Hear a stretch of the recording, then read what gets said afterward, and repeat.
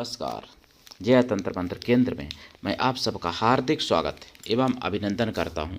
मेरे प्रिय भाई बहनों, यूट्यूब पर पहली बार भूमिया देव की साधना भाग दूसरा मंत्र विधि विधान के साथ आपने अभी तक जाना कि कैसे भूमिया देव बने।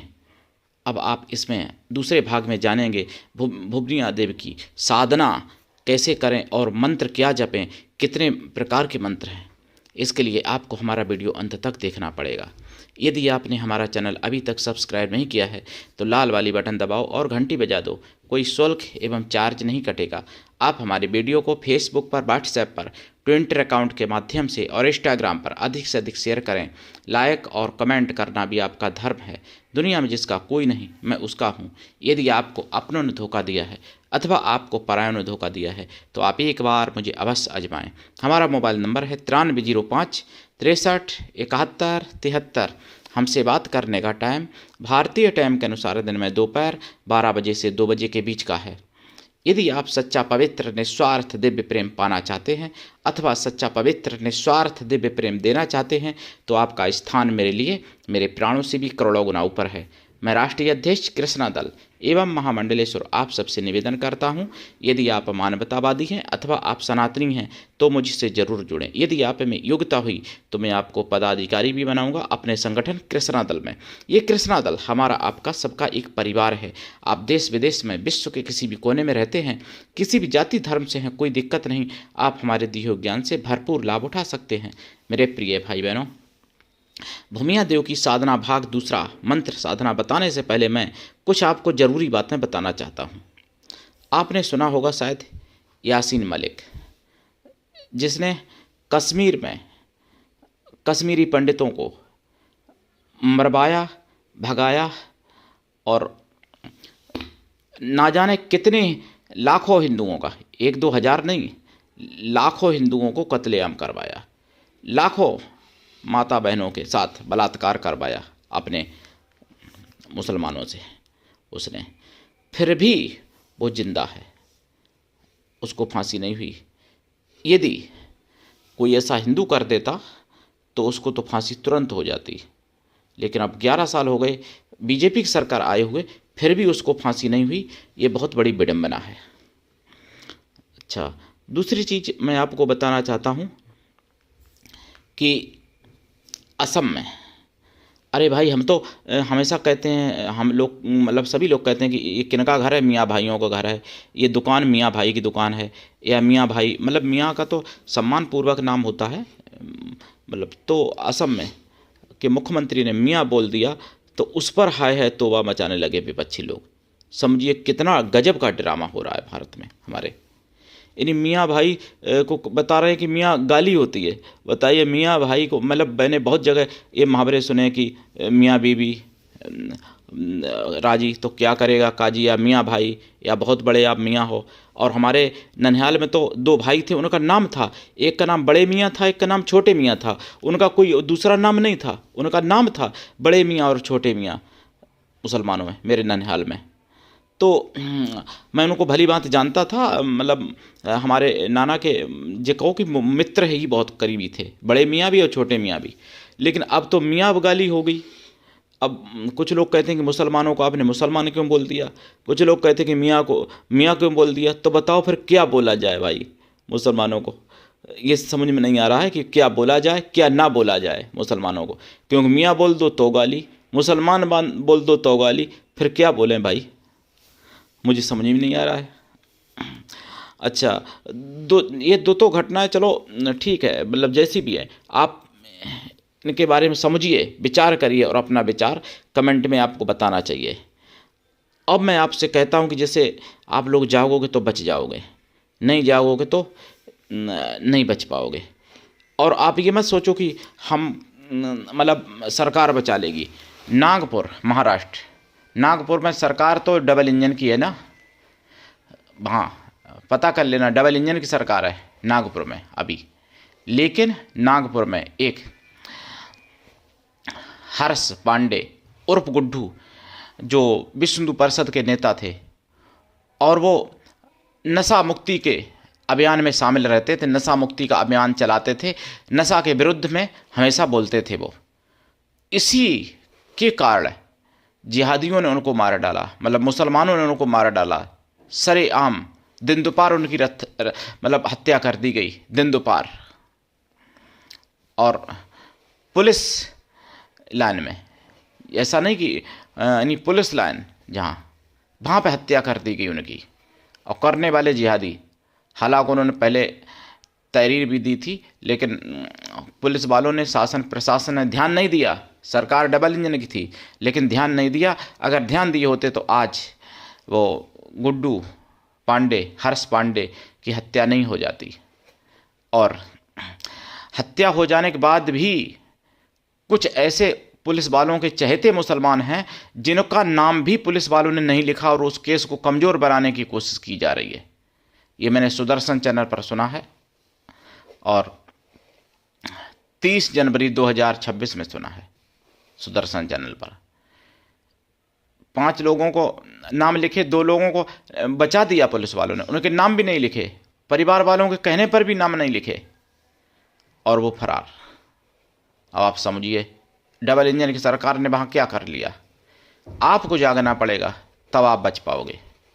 दूसरी घटना मैं उत्तर प्रदेश की बताता हूँ, ये भी मैंने 30 जनवरी 2026 में सुनी है सुदर्शन चैनल पर। कानपुर की घटना, यहाँ भी डबल इंजन की सरकार है, और यहाँ योगी मॉडल है ना कानपुर में। भाई उत्तर प्रदेश में पूरे में तो कानपुर भी तो होगा योगी मॉडल में।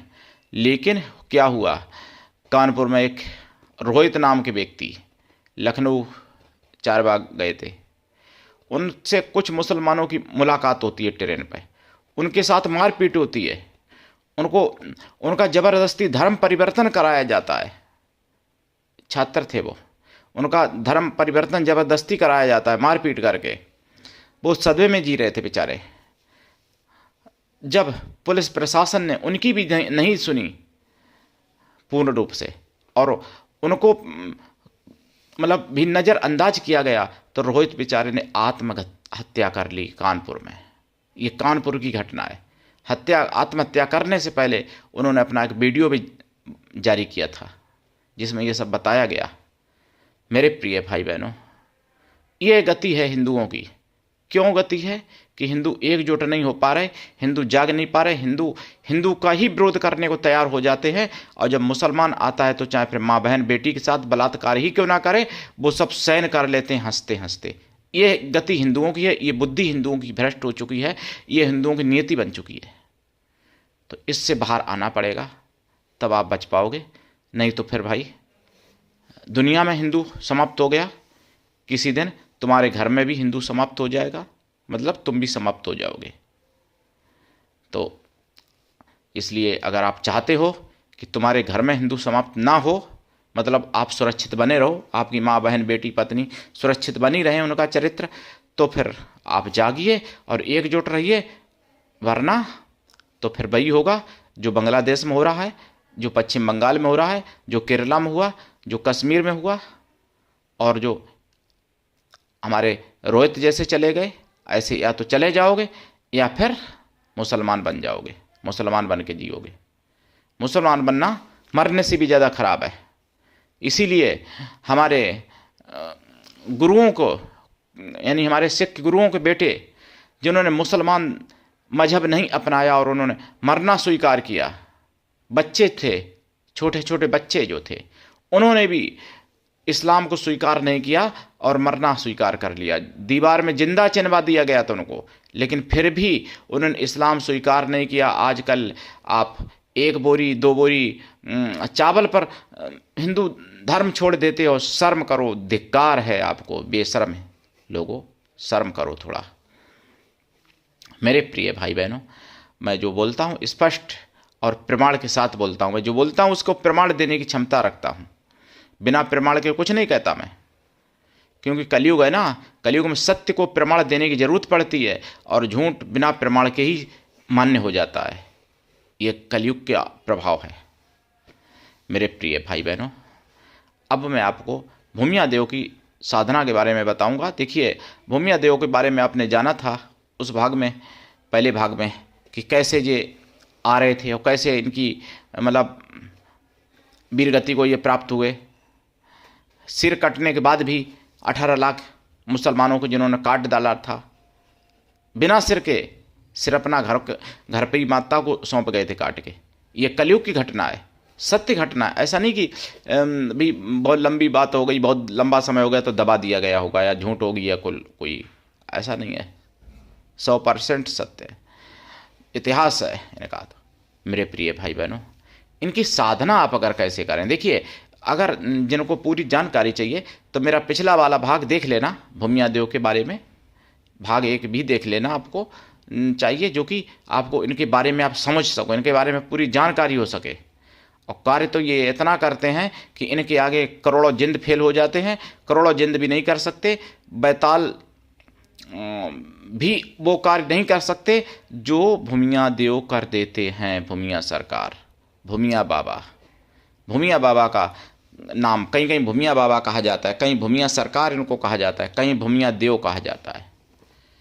तो इनके चरणों में कोटि कोटि, इन्हीं भूमिया देव के चरणों में कोटि कोटि प्रणाम करते हुए मैं आपको बता रहा हूँ। इनके मंत्र मेरे पास कई हैं, लेकिन दीक्षा लेके ऐसी साधनाएं सफल होती हैं। दीक्षा के बिना कोई भी साधना सफल नहीं होती है, सभी साधनाएं दीक्षा लेके ही सफल होती हैं। गुरु ऐसा होना चाहिए शिष्य से कुछ भी ना ले, लेकिन शिष्य भी ऐसा होना चाहिए गुरु को सब कुछ दे, गुरु पर पूर्ण विश्वास करे, गुरु के लिए समर्पित रहे।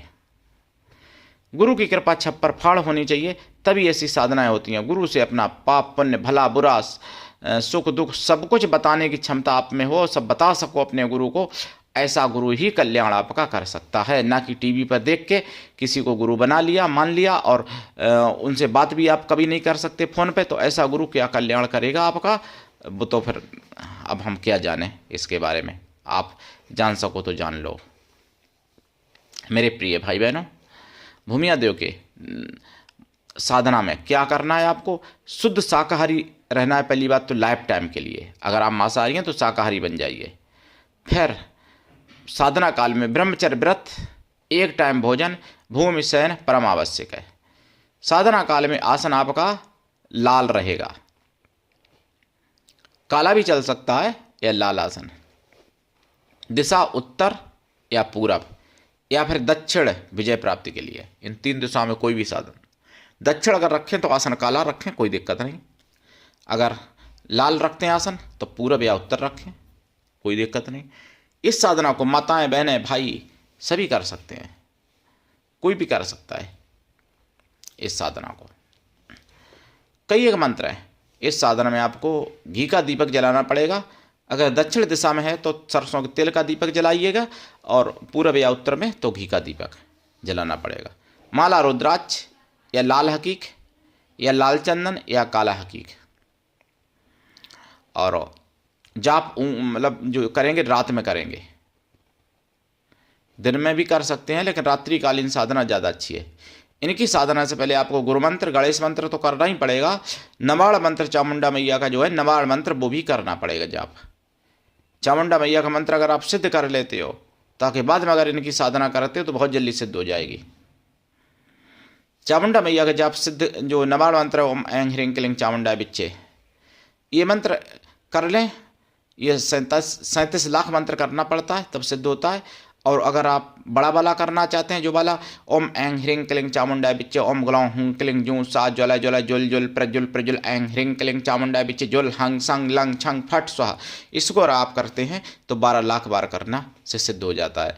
12 लाख बार ये मंत्र करने के बाद गूगल का दशांश हवन करना पड़ता है घी गूगल से, तब ये मंत्र सिद्ध होता है। माता दर्शन भी देती हैं और वरदान भी देती हैं।